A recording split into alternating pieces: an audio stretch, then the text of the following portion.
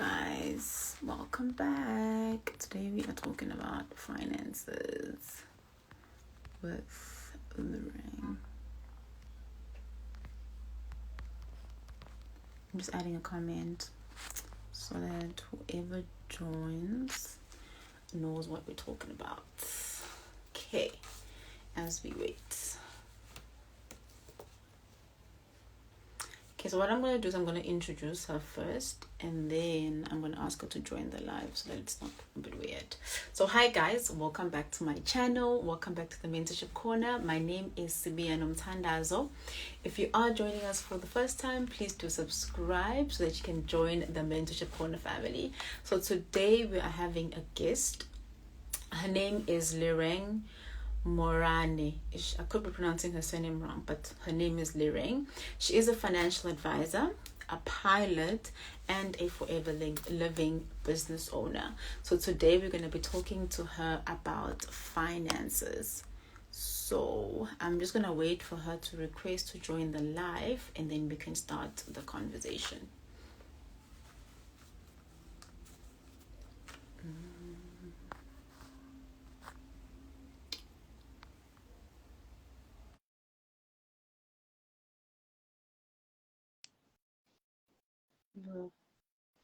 Okay, Lereng, please. There we go. I think that's fine. Yeah. Yo, perfect. Angazi xa bekwenzakalani. Got news and got news. Yeah. How are you? I'm good, thank you. How are you? I am good. I haven't seen your face in a while. I know. Last time was probably in 2020, the last time I was here. I think so. Yeah. And today you're coming like wearing a different hat. So Yes. Totally different. Like, it's like the other world. But are you good today? I'm good, thank you. How are you? Thanks for having me.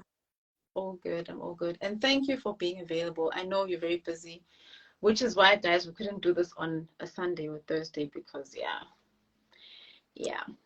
Usually do these on Thursdays and Sundays only.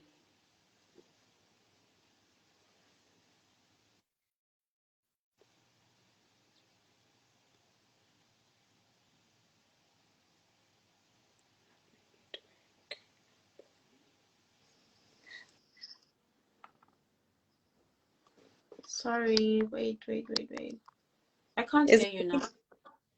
Okay, I can now. Hello? Hi. Okay, I can hear you now. Someone was calling me, and I'm like, "What? Why are they calling now? It's such a bad time." I was wondering what was going on. Yeah, hi, Bo. Anyways, let's get down to it.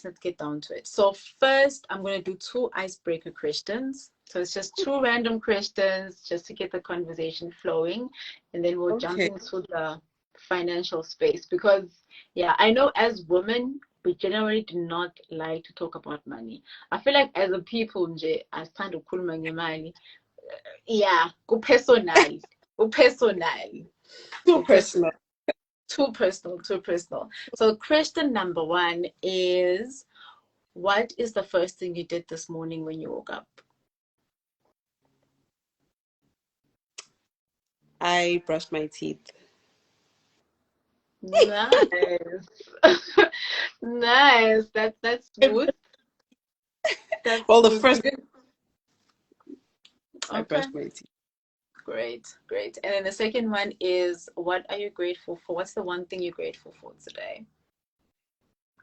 I'm grateful for so many things, but I would say like having another day to just go through life. I mean, there's a lot of people that didn't wake up today or are just unable to go through with whatever they're going through. So I'm just grateful that I am in a good space to actually just go through the following day of my life. Just given the opportunity to just be alive and actually do whatever it is that I'm doing, regardless of whether it's a bad day or a good day, but at least I am given the opportunity to actually just give it a shot. And I'm very, very grateful for that. Great. That's actually very powerful. That's beautiful. So, okay, so I've structured this. So we're going to start talking a bit about savings, and then we'll talk a bit about investments. And then we'll talk about an emergency fund, and Okay. then we'll do, I think we can then just mix it up Lapa, at the end. And then the last thing we're going to discuss is retirement, because I think that's like very, very important. So first, um, savings. Why is it important to have money saved away? Like, what's the point of having a savings account, basically? Okay, so I'd like to say, okay, so when it comes to saving, I usually just look at three things. Firstly, it gives, having a savings account basically gives you financial freedom. It gives you some sort of freedom because whenever you then need to do anything, if anything comes up, which you just mentioned that you're going to talk about emergencies, but I was about to say that Mm. with the thing when it comes to savings is you having some freedom and that carefree mind, knowing that whatever you do, you are free to do whatever it is that you want at any given point because you do have money saved up for that specific thing, or even if it's like an emergency that comes up, you are sorted for it. Mm. And also it provides you with financial security, right? Yeah. It basically just gives you that you just walk freely and also confidently knowing that you're secure should anything come up, should a financial obligation that you were not ready for, a financial obligation that just came out of nowhere comes up, you know that you are secure and you are ready to actually tackle it regardless of what the case may be because you have savings in your account. And also you should just ensure that those savings are in a platform that can be easily accessible, but at the same time just use it whenever, and like even if you're craving for like something that you don't really need to get, I was you know. about to and say. Mm. and so I think another reason why having a savings platform is important is just so you have I think it gives you the how can I say that basically it means that you are able to take calculated risks, you know. So even if Mm. you think of starting up a business, for example, you'll need capital. And if you have money saved up for that, that's like a calculated risk that you're going to take. Yes, now you're going to be putting your finances into some risk, but it's savings. And if you have them, you are better off than somebody, even if like, so basically you won't have missed opportunities if you get me. If there's a business proposal and you need capital, you have savings and therefore you can go tackle it rather than not having any savings at all and not having that opportunity to actually try and give it a go, you know. Yes, that's true. So That's yeah, true. I And I think think also with credit, because Omonia would be like, oh, but I can go take a loan from the bank. But obviously, sometimes you don't want to start a business off like on a credit. also with this increasing interest rates, if you're going to start a business, you're not even sure if it's going to work out or it won't work out. So the first Exactly. thing is to ensure that at least you're using something that you have. With the increased interest rates, you don't know what's going to happen. Like we've had interest rates increasing like twice already in 1 year, and it's Child. ridiculous. So paying back a loan in this time in South Africa is like ridiculously crazy. Yes, definitely, definitely. I think you can just like go into an emergency fund because it kind of is in line with your savings. Because I'm a savings worker, you can use them, as you said, for something that's going to grow you or for something that's like an emergency. So I think you can just like continue and tap into an emergency fund and then come back and do investments.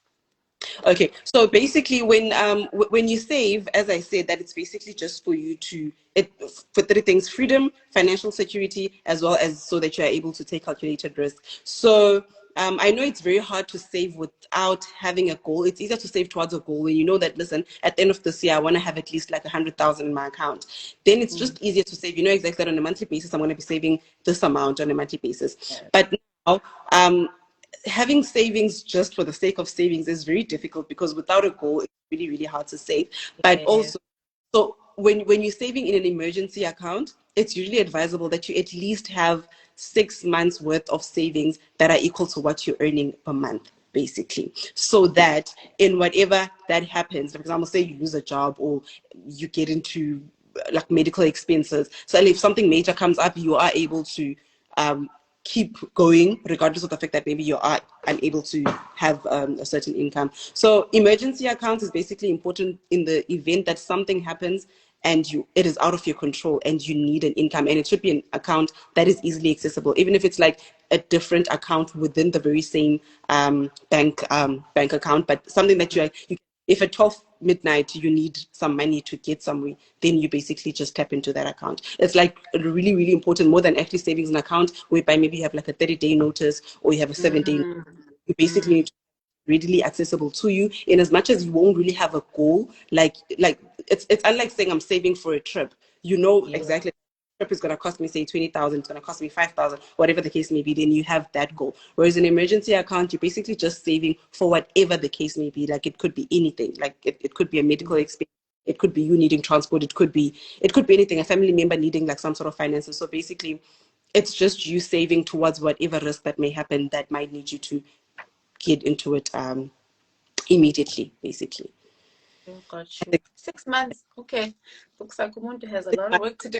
I thought I had an emergency fund. I'm like, oh, okay.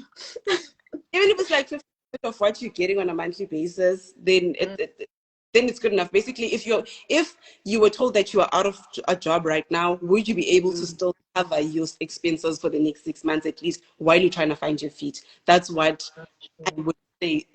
You should your emergency fund should be able to cover that at least 6 months of your living expense. Should you not be able to cover? But obviously, you have to start small. You won't just as you start working. So it will take time, and also, yeah, it'll just and also some time to adapt as well. True. And consistency, I think, is also important. It has to be a monthly thing. It has to be a monthly. I think what we as young ones also like in your 20s, you should just ensure that the moment you get that first paycheck, you should not get yourself used to that full amount. Like just go on and just save instantly and just don't get yourself used to that full amount. That's what I believe in, and I think it usually just works. Yes, definitely, definitely. And I think before we get into investments, please can you differentiate for us between like what's a savings, what's like if I'm saving, it's a saving account, and then what's an investment account, just in case there's someone who doesn't know the difference, and then you can talk about why it's important to invest some cash. Okay. So saving is basically, I think the main difference between the two is the risk involved in the two. So basically savings is just like you putting money aside for a specific thing. You have a certain goal, you have a certain you basically have a certain goal that you are saving towards, and there's no risk involved. You're basically putting money away and you're going to get it back with little to no interest at all. Yeah. With investing, it's basically you accepting the risk that you might suffer a loss, you might gain as well. So it's basically you investing, and the aim basically is to gain interest and also just Yes. be and also just get good returns on it. So Gotcha. basically, I think the difference is the risk involved in both of them. Whereas with saving, there's no risk. There's not much risk involved there, because basically you're just putting money away and you're gonna get it with little to no interest. Usually in the money market, with the high interest rates right now, people, they are basically very happy because they are gaining more interest rates. Whereas investing, it's a matter of you investing in different platforms, just looking out of the box and also taking the risk, which they are putting yourself at a risk of losing, but also it's basically you also opening up yourself to a broad to a broader to like broad other things.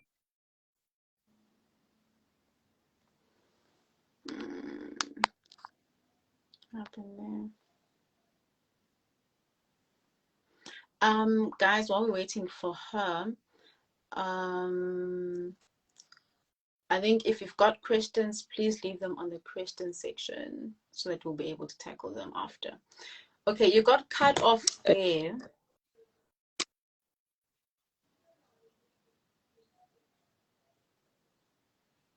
I'm Okay. sorry, I think it was my name, but are you guys hearing me now? Yes, yes, we can. So you were basically saying, Uzi, something about a broader, so like if you're investing, it's like you saving, but you're putting money away into like I think a broader like network or basket, so to say, where you're putting the risk to actually gain more interest than just putting money away. I think that's what you were explaining. Yeah. So basically, I think it's basically with investments. Basically, you opening yourself up to like a lot of different investment vehicles, because there's a lot of different types, and therefore you are basically exposing yourself to risk, but you also exposing yourself to higher returns. Unlike saving, whereby you're just putting money away for a certain thing, and whatever you put in is what you basically get out. Whereas with investing, you are putting yourself at that an advantage of whereby whatever you put in could multiply, could be 3 times more, could be 4 times more. It's basically growing money, and on the other side, it's just putting money, wait, like letting it wait for you there. Whereas in simple terms, it's just you multiplying money when it comes to investments, and with Yes. saving money away, waiting for whatever emergency may come up, you know. Okay. So I Got you. think Got you. risk involved between the two. Got you. Got you. And then would you be able to tell us maybe like two or three investment options that one can look into if they're planning to invest their money? Okay, so when it comes to the different types, it also, so with that one, it's a very difficult one because people have different Interest. they have different terms, because like you would want maybe to invest for 6 months, you'd want to invest for a year, and obviously the shorter the term, the less the risk, and the less the return as well. The longer the term, usually the higher the risk as well as the higher the return, right? So I think the best one for, well, our age, for our age group, as well as like for a person, it also depends on the risk appetite of someone. Like we have cautious funds, we have moderate funds, we have aggressive funds, so it depends on the risk appetite as well. But the safest one that I can say right now is probably like a tax-free investment. It can either be a unit trust, it can be a tax-free savings platform, whereas whereby you are not charged any tax. We have cumulus investments, we have endowments. It's really a large pool, honestly, when it comes to. Okay, no stress, no stress.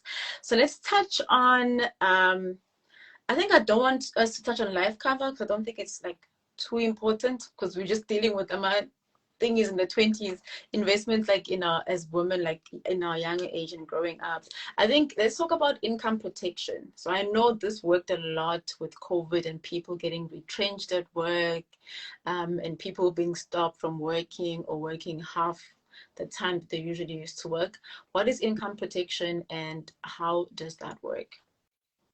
Okay, income protection. So I'd like to, when it comes to income protection, I think the easiest way to explain, basically, it's you protecting your ability to earn an income. So the only reason why a person is able to earn an income is because you wake up every day and you do something actively, either working on your business, going to work physically, doing something that helps you to get that income. So you waking up to do that specific thing is you being able to work towards getting your income. So Yeah. income protection is basically, in simple terms, insurance for your income.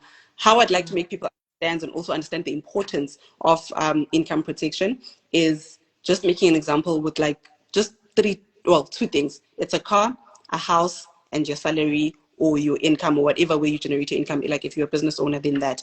So when you are purchasing a car, first things first, before you even leave the dealership, you already have insurance for that car, right? Yes. Secondly, when you are also buying a property, the moment you buy a property, you want to ensure the household contents in case there's a fire, in case there's anything, you want to just ensure that in the event that anything happens to that house, they are going to repay me my money. There were floods just now. People were claiming a lot from like a lot of different insurance companies. So same applies with your car. So a car is an asset. Um, a house is an asset. Yes. And to say that your income, the income that you receive on a monthly basis, that's an asset as well, because it basically raises your net worth to some extent, right? And out of the, I'd like to, I usually just ask people, so which would you say is the most important asset out of the three assets that I've just mentioned? Your car, Ah, and your income, right? Well, I won't really say you should respond to that now, but I know a lot of people say, no, my car is the most important one, or and they for say, me, income. Because yeah, if you don't have the income, you don't have the car, and you don't have the house. right. So in as much as but like the moment a person leaves the dealership, they'll ensure that the car is insured, they'll ensure that the house is, Yes. but then they don't think that should they lose their income, say maybe you are driving outside, God forbid, you get into an accident, you become disabled, you now can't work. It means that you've lost your income. The moment you lose your income, watch the bank come for that car, watch the bank come and repossess that house. The most important assets there is basically your income. So in the event that you do have an income, ensure to protect it, ensure to insure it, so that even if you are unable to go and have that even if you can't go, like you are unable to wake up daily and generate yourself some income, then you know for a fact that I am insured, like my income is insured. Even if you don't have a leg, if you're a runner and you get paid for being a runner, in the event that your leg is cut off and you can't run anymore, you did insure your income, and therefore every single month you continue getting paid that very same amount of money. So out of the three assets, I always say between the car, the house, and the income, the most important one is the is the income, because that's what allowed you. Because before you had that income, you were not even considering a car. You were not even considering a house. Only after you started getting paid did you now start considering having all. So income, I think that's the best way to explain. That's to actually the explain best way income to protection. explain it. Like I'm Right. sold. That's like the best way to explain it, honestly. It is. So It that's is what income protection is. So it's like insurance for your car, in simple, insurance for your income, for your basically. income. Yes, yes, got you. Okay, so now let's talk about retirement. So I know people will say, I'm still in my 20s. I'm Um, starting out at work. Should I really be worried about retirement? So let's talk about you retirement. should should in your 20s, you definitely should um be worried. You should definitely be thinking ahead. Again, when it comes to financial planning, basically financial planning is, how would I say it? So basically it's like a roadmap to basically achieving your goals, all right? And Mm, if you're gonna start planning for your retirement at 40, it means you're gonna have to do 3 times what you would have done if you had started in your 20s, right? right. And what I usually just tell people is that when you're saving towards a retirement and like your retirement now in your 20s, because with us, obviously you just think that mm, 60, 55 is a long time to come, and maybe you don't even want to get to that. Like you don't want to get to that. You don't want to retire so old at some point. But like, why should you retire? One, the stats in South Africa, as it is, they say like only 6% of people in South Africa of the population can retire comfortably. So Mm, 6% out of how many people? Like if you just if you know what the population is right now, and you just take 6% of that, only that very number of can scary. retire. It's really scary. And I Mm, feel like the younger you start with the savings, then you don't need to start saving like 5,000 rands a month. You can start small, start with 500 rands, start mm, small, basically. And the nice thing about saving towards a retirement now, at least I think that's something that the young ones would really like in your 20s, is the fact that you get a tax rebate. Like the reasons why we are contributing, the reason why we pay taxes in South Africa is because why it's basically to assist the government to mm, do their what the public to offer the public services, it being the hospitals, it being the grants, the children grants, the pension, like what's this, like the old people pensions or what. pension, yeah. Yes. So if you are contributing towards a retirement annuity, meaning that if you are saving towards a retirement annuity, one, you are ensuring that by the time you get to retirement, you are retiring comfortably, and two, the government gives you back a portion of that amount, like of whatever you pay towards your taxes. So if you are paying, if you like right now, it's actually tax season, and I'm actually seeing a lot of people, a lot of my clients that are getting back a lot of their taxes back because they have retirement funds. So I think the most important thing is that one, you retire comfortably. Two, you don't have to be bothering your children. Yes, you have kids, they'll be married, or even if they're not, but like you won't have to be bothering your kids when you are older. I mean, it seems like Mm, with your kids when you're grown up, but like they'll also have their own lives. So the last thing you want is you living with your kids or bothering them, needing an extra like needing some extra source of income. So usually they say the percentage that you need in order to survive after retirement is that if you are like whatever percentage of income that you have now, at least you need to at least have 75% of that on a monthly basis after retirement, because now you won't be going to work every day, so you won't need fuel as much as you did while you were still working. But it's like just really important, and the fact that you can get some of your taxes back, then why not? It's like saving. like, it's the best thing. Like I've got a retirement, and like every time it's tax season, I get so excited because I'm like, Because you get more, it's same ties with having a medical aid. Now it's like you're ensuring the government that, listen, I will not need you when I get to retirement, so can I please get some of my taxes back? Two, exactly. if you have a medical aid, they'll tell them like, I will not need your services in the public hospitals. Then can I have some of my taxes back? Because that's the reason why we pay taxes, and this huge amount of tax. Mm, The government trying to secure the public services. And if you are securing yourself, it means that during the tax, because with the tax, you can't run away from tax, you'll be taxed regardless. But that's if true. towards retirement, it's like you are basically securing that you are secure, and also on a on an annual basis, you get to get back huge returns. I have people that are like, we have people that get back like 45,000 rands in tax returns just because they're contributing to retirement annuities. Is that not great? I mean, Who doesn't want money? You know, Who it's like doesn't want birds with money? one stone. Honestly, it's like really great. I Mm, think that's something that we need to look into, because a lot of people will be like, no, I'm still in my 20s. Like, why do I need a retirement annuity now? Now is the best time. Now is the perfect time, because you can start small. And as you grow old, mm, you can increase it like yeah. little by little. Unlike starting when like you see that in 10 years' time I'm retiring, now you need to start catching up. It won't work. It really won't, because you've also accumulated so many expenses, which might Yes, just be work in your disadvantage, honestly. that's true. That's true.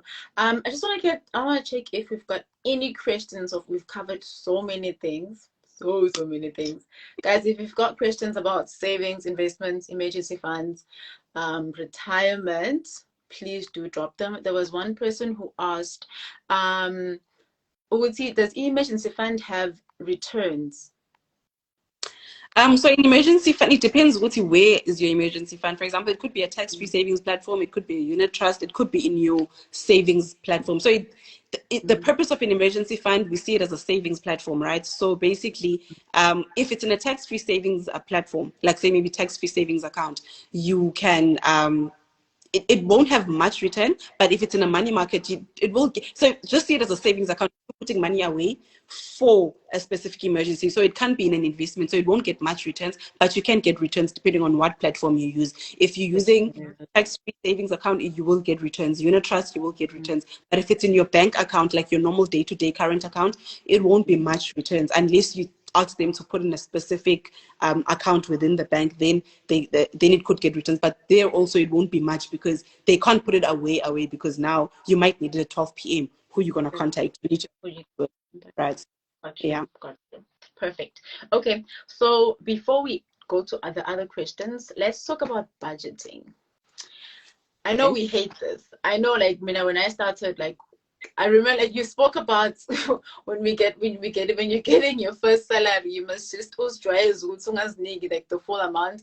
I spent 3 months not saving a cent when I started working, and then after 3 months, I was like, girl, you need to get your shit together. And then I had to start budgeting, and then I hated budgeting. It's only now where I'm like, okay, I think I'm getting the hang of it. But like 1 month I'm good, and the next month I'm just terrible. So let's talk about this thing and see how we can make it better for ourselves, because wow. Budgeting, right? I think the first things first, we just need to be realistic about it. Do not, because I think a lot of people, what results in a lot of people just deterring and just end up in like the people ending up basically making bad decisions, or basically just moving out of the budget, because they're not realistic about it. They don't take into account the fact that they don't. So I have like this whole sheet whereby I will ask you every day, like even things like entertainment, right? Like incorporate those things, because when people budget, they'll just say, okay, I'm gonna get groceries. Okay, I need to buy this. I need to buy that. You don't take into account that maybe you are also a human. You might need to get snacks. You might need to get. So just be as realistic as you can with the budgeting, and also try to be very disciplined, because I think the one important thing about budgeting is the fact, like the one lesson that I take for it is the fact that you are basically just trying to be accountable to all your finances. And it's really nice to be accountable to account. Okay, fine. This month I've spent this and this and this on this and that. Like basically just putting in words that, okay, I spent this amount on this, I spent this amount on this. But also it's really important to be really realistic about it. Put all your expenses there, things like going out. If you're a person who goes out, put it there. Don't just put your groceries and your rent and your long-term insurance, short-term insurance, or school fees. Put everything there. Like put things like your gym, like if you have a gym membership, put it in there. Put every single thing. And also even have like an extra 500 rands or 1,000, depending on how much you think you can deter, just so that you have a leeway. And also ensure that the first things first, if you plan on saving a certain amount of money, just take that money, put it aside, and treat it as an expense. Savings should be like an expense every That's single what month. I recently learned as well. I was Yeah. like, because I was always making it a savings, and then like I would realize, if I didn't put like on under expense on my budget, sometimes I wouldn't put the money away, because Yeah, I'd be like, a lot of but people would be like, isn't that a lot of people would be like, no, I'll save whatever I'm left with at the end of the month. Then what if it's not there? Like, what if something comes up but like me, I am also very strict in the sense that on a monthly basis, I will have a certain amount strictly. It'll automatically come out on my payday. It'll come out, and automatically it's so it's basically an expense. Treat it as an expense, and also it will help you be accountable for your finances. You won't find yourself asking yourself, oh, what did I do with the money I just got paid? What did I do with it? You know, and also it helps you just be in control of your finances, because it's so nice to be in control and know exactly what it is you need, even if it's a weekly basis or kind of budgeting. And also learn to have boundaries, and if you didn't plan on doing something, then don't do it. Plan for it, save up for it. Don't just jump at whatever opportunity comes. Like, oh well, not opportunity, I mean like, don't jump at whatever comes out. Like, if you're craving something that was not in the budget, don't do it. If you have see a t-shirt, like, I want that t-shirt, but is it in the budget? You know, do you have a budget clothing on a monthly basis? Do you have budget for going out on a monthly basis? Do you have a budget for everything? Like, even the fuel prices are going up, so now you need to budget a little higher. Which I hate, but anyway.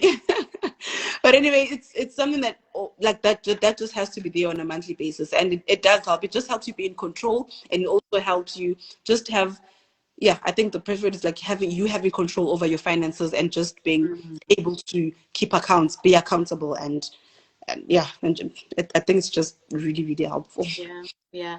And I think, well, like what you said about putting your savings under expenses, I know they say pay yourself first. You can do that, but what you just said, because when it's like a debit order thing, where when the salary comes in, just like any other debit order, your savings and your investment debit order goes off, and you're done with it. And then everything else here is an Think it also starts with discipline also. Like, it goes things like you having discipline, and it will teach you discipline, because if you start with that, if you get your income, and automatically if your goal is to save 500 rands or 1,000, whatever the case may be, take that, put aside, and then you will learn to live with what is left. Yes, that's true. You know, That is you will so learn to live true. with what is, and you'll also be securing in the event that something major comes up, and now what is left is finished. If it's major, then you can go back and tap in it. Then that's how you basically grow your emergency funds. That's how you end up having 6 months worth of savings that can assist you in the event that anything comes up, you can't work anymore. Because at the end of the day, you are trying to protect your ability to earn an income by all Mm. means possible. That's true. That's true. Okay, so we've got one other question. Ululu is asking, how many retirement annuities can one have? Okay, so you can have as many retirement annuities as you like, because so I think when it comes to this question, most people usually have retirement annuities within their workplace. Um, I wouldn't say retire, like, but they have like a plan for when they retire, basically. Mm, But you can mm, also still have one, like a private retirement annuity, to substitute and to supplement, or just to have two different ones, just to ensure that you are basically retiring properly. It does not really give you any tax advantages in the event that when you get to retirement, it will be taxed the same way. It will be taxed with the same percentage, just that you can have as many as you want. But also, when you get your tax returns on an annual basis, they will look at both of them. They will look at the two that you have. If you have one with a different company and another with a different company, they will look at how much you are contributing towards retirement at large, right? So there's no tax advantage, and have as many as you want. got you. Got you. I think in closing, the last thing I just would like you to touch on, like as a random question, is it important to get a financial advisor? Definitely. I personally feel like it is definitely important to get a financial advisor, because it's basically you having that someone who has one, your best interest at heart. It's someone who you don't know personally, therefore they'll be neutral about every decision that you have to make. Right. Mm, So if you want to buy a car, they'll be very realistic on what you can afford. They'll be very realistic in terms of, actually, because there are a lot of things that we don't look into when we are trying to make big purchases, or when it comes to things like, if you don't know much about your income protection, if you don't know much about life covers, you don't know much about retirement planning. So then you have a person who's very neutral to your situation, a person who won't be who, biased. yeah, a person won't be biased. So you basically just ensuring that you have somebody who can, whereby you can just have your financial goals, and then they will try to get you to those financial goals without having any personal interest. Basically, it'll Mm, just be mm, a business thing, whereby, okay, fine, listen, we are trying to get to these goals, and therefore let's get them done. So I think it's really important to have a financial advisor, got you. Got you. I've taken so much of your time. Thank you so and much. also just to have a second opinion in whatever it is that you do. That's true. That's true. That's true. Yeah, I was saying I've taken so much of your time. Thank you so much for joining us today. Guys, we spoke about a lot of things. So just if you have to just rewatch the video, the link is gonna be on my channel. And then Lereng is a financial advisor, so I'll have her email or her contact details on the description so that if you need her advice on anything finances, you'll be able to contact her and obviously pay her for her services. There's nothing for free, guys.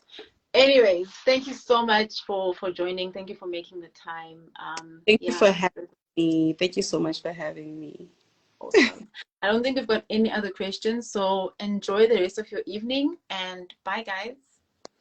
Bye, guys.